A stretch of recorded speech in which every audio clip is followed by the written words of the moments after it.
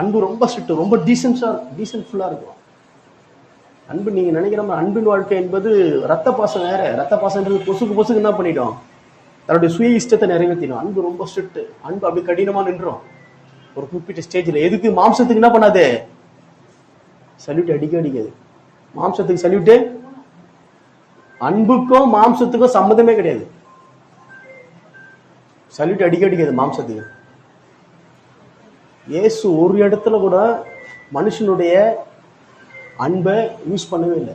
அதாவது மனுஷனுடைய ஆலோசனை யூஸ் பண்ணல. அதுதான் பிதாவின் அன்பில் அவர் நிறைச்சிருந்தாருன்னு அர்த்தம்.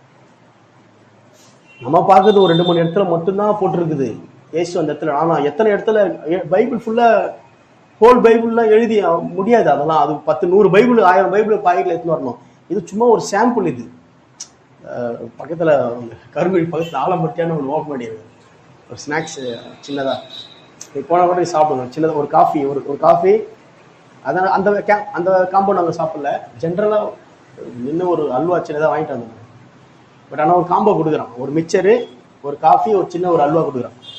அங்கே போன உடனே என்ன பண்ணிட்டான் அவன், ஒரு சாம்பிள் 3 விதமான அல்வாலேயே ஒவ்வொரு சாம்பிள் கொடுத்துட்டான். குட்டியாக சின்ன சாம்பிள் கொடுத்தான். சாப்பிட்டு போனோம். சாப்பிட்டு பார்த்தா வாங்க. அந்த மாதிரி இது சாம்பிள். இது